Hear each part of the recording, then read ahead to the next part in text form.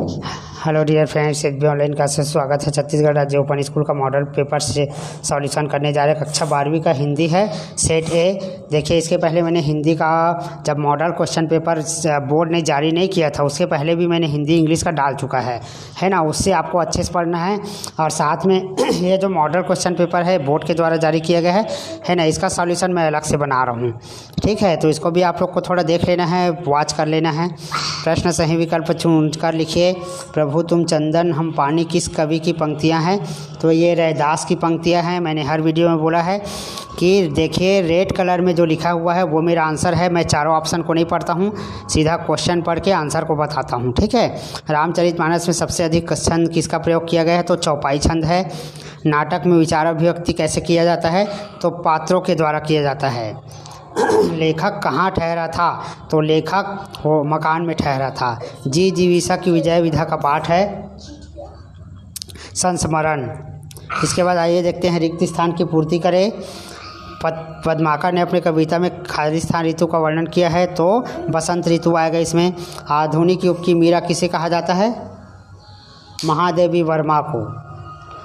अनुराधा पाठ की गद्य की विधा की रचना क्या है? कहानी है। पीढ़िया और गिट्टिया पाठ के लेखक हैं हरिशंकर परसाई।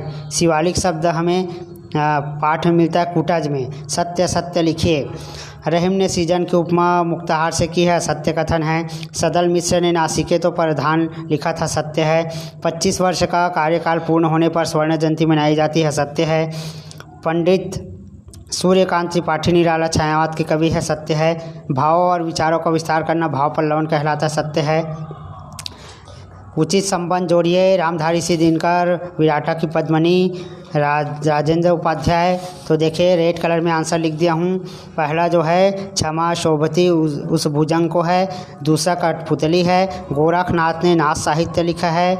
और डॉक्टर रघुवंश ने जी जीविका की विजय लिखा है। वृंदावन लाल वर्मा ने विराटा की पद्मनी के सब लेखक है ना। रामचरितमानस भरत का प्रेम अद्वितीय था, उदाहरण देकर स्पष्ट कीजिए।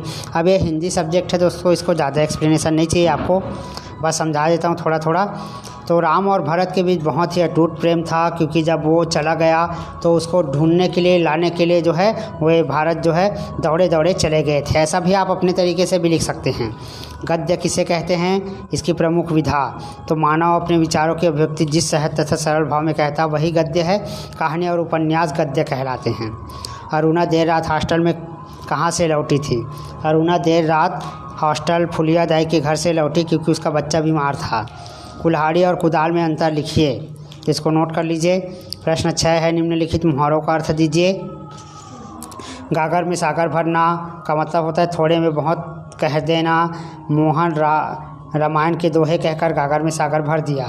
अपने पैरों में कुल्हाड़ी मारना, स्वयं का नुकसान करना। छायावाद किसे कहते हैं? इसकी दो विशेषता। तो जिसमें प्रकृति प्रेम और मानव के सूक्ष्म अभिव्यक्ति सौंदर्य का वर्णन होता है उसे छायावाद कहते हैं। छायावादी कवि जो है निजी अनुभूतियों को यानी स्वयं की अनुभूतियों को लिखता है। व्यंग्य किसे कहते हैं? जब किसी घटना या विचार का वर्णन में कि मजाक उड़ाया जाए या खिल्ली उड़ाया जाए, तब वहाँ पर व्यंग्य होता है। भाव पल्लवन क्या है? भाव पल्लवन का अर्थ होता है किसी भाव का विस्तार करने, यानी दिए गए कोई कथन है उसको विस्तृत रूप से समझा कर लिखना भाव पल्लवन है। भक्ति काल की 4 विशेषता। तो इसमें ईश्वर के प्रति आस्था और भक्ति दिखाया गया है। भक्ति काल में सगुण निर्गुण दोनों धाराएँ होती है। ठीक है। कहानी और उपन्यास में 2 अंतर लिखना है। कहानी और उपन्यास, कहानी बहुत छोटा होता है, उपन्यास से बड़ा होता है। कहानी किसी एक घटना पर आधारित होती है, जबकि उपन्यास कई घटनाएँ होती है। कविता किसे कहते हैं? कितने पद होते हैं? काव्य पद्यांश साहित्य की वह विधा है जिसमें मनोभाव के कलात्मक रूप से किसी भाषा के द्वारा अभिव्यक्त किया जाता है। अरुणा और चित्रा के स्वभाव में क्या अंतर था? लिखिए। तो नोट कर लीजिए दोस्तों। बिहारी ने अपने दोहे में गागर में सागर भरा है, स्पष्ट कीजिए। तो गागर आकार में छोटा होता है, कहने का मतलब है कम बातों में को थोड़ा सा अच्छे से समझा कर एक्सप्लेन करना, वही होता है गागर में सागर भरना, है ना। अनुराधा कहानी के आधार पर अनुराधा की चरित्र चित्रण कीजिए। तो इसके प्रमुख विशेषता निम्नलिखित है। अनुराधा अपने संस्कारों और सामाजिक मर्यादाओं से बंधी थी। अनुराधा के विचार में अधिक सबल व्यक्तियों के लिए बने हैं। वह अपने आप को योग्यतम सिद्ध करने का प्रयास करती है। ये सभी को लिखना है। नई कविता किसे कहते हैं? इसके बाद 17 है, क्रोध शांति भंग करने वाला मनोविकार है, समझाइए। तो क्रोध आने से शांति भंग हो जाता है, आपने देखा होगा, है ना। ठीक है कि जब किसी को क्रोध आता है तो उसका अपना विवेक खो देता है और गुस्से में कुछ भी कर देता है। रहीम ने आत्मसम्मान की रक्षा का महत्व कैसे समझाया? नोट कर लीजिए।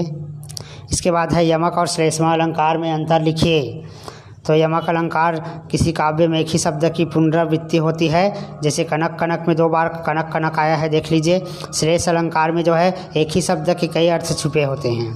पंडित सूर्यकांत त्रिपाठी निराला का जीवन परिचय देना है, जन्म स्थान, रचनाएं और भाव पक्ष, कला पक्ष। तो देख लीजिए, जन्म सन 1899 में मेदिनीपुर बंगाल में हुआ था इनका जन्म। इनकी रचना है परिमल और गीतिका। भाव पक्ष, निराला जी मुख्यतः छायावादी कवि है। रहस्यवादी प्रकृतिवादी का समावेश भी हुआ है। निराला जी की कविता में छंद की स्वच्छंदता है।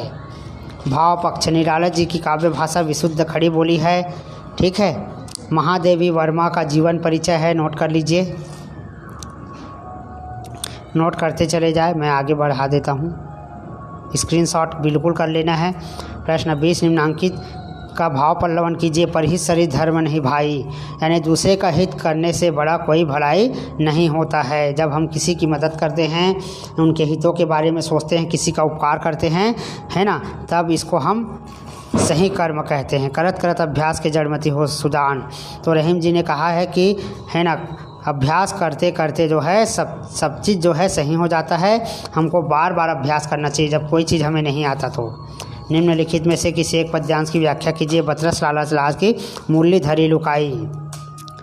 तो यहाँ पर पद्यांश की व्याख्या करना है। तो ये है, देखिए, बिहारी पाठ का नाम क्या है? बिहारी है। बिहारी के दोहे पद्यांश की व्याख्या करना है। राधा श्री कृष्ण से बातचीत का आनंद लेना चाहती है, इसलिए मुरली छुपा देती है ना। इसको एक्सप्लेन कर दीजिएगा आप लोग। इसके बाद है, एके संग धाये नंदलाल और गुलाल दो। तो पाठ का नाम देना है, देखिए पॉइंट के अनुसार पद्माकर है। पद्यांश की व्याख्या करना है। निम्नांकित गद्यांश का संदर्भ प्रसंग सहित व्याख्या कीजिए। बैर क्रोध का चार या मुरब्बा है। तो प्रस्तुत गद्यांश रामचंद्र शुक्ल द्वारा के पाठ से लिया गया है। इसमें क्रोध से होने वाली हानि का वर्णन किया गया है। तो जिस तरह अचार और मुरब्बा धीरे धीरे पककर स्वादिष्ट हो जाता है, बनाते ही उसे नहीं खाया जा सकता, कुछ समय के बाद ही वह रसीला बनता है, इसी प्रकार यह क्रोध भी लगातार दबाए जाने के कारण क्रोध वाला व्यक्ति को पीड़ित करने का अवसर ढूंढता रहता है। ठीक है। यानी कई लोगों का जो क्रोध ऐसा होता है, जो एक बार अपने मन में जो छिपा कर रख लिया वो हमेशा हमेशा के लिए रहता है। इसके बाद है, कैसा खूब सूरत मजाक है, एक तरह का नारा है। साक्षरता और शिक्षा बढ़ाओ। संदर्भ प्रसंग सहित व्याख्या। इसके बाद मैं जल्दी स्क्रीन आगे बढ़ाता हूं दोस्तों। विराटा की पद्मिनी उपन्यास के आधार पर कुंज सिंह का चरित्र की चित्रण कीजिए। नोट कर लीजिए आंसर।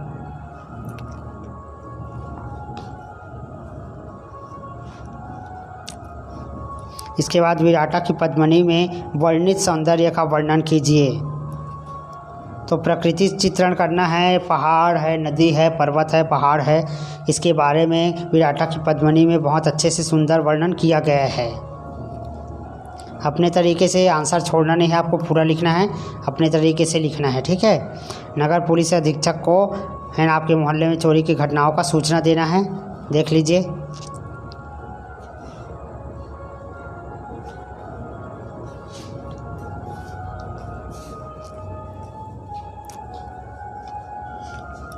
इसके बाद छत्तीसगढ़ राज्य ओपन स्कूल को अंक सूची की द्वितीय प्रति प्राप्त करने के लिए जिसमें त्रुटि सुधार करना है।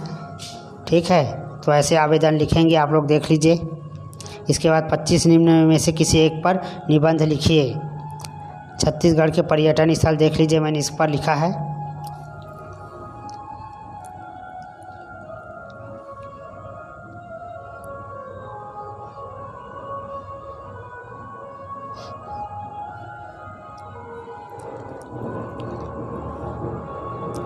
पर्यटन स्थल के बारे में आप कोई भी मंदिर के बारे में लिख सकते हैं। भोरमदेव मंदिर, शिवपुर के मंदिर है, गिरौदपुरी का मंदिर है, सभी के बारे में आप लोग एक एक करके वर्णन कर सकते हो, आराम से लिख सकते हो।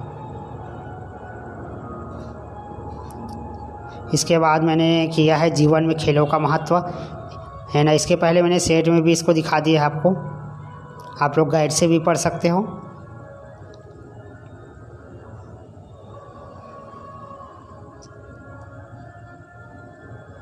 तो ये कंप्लीट हो जाता है दोस्तों। इसके बाद सेट बी में आते हैं, हिंदी का सेट बी।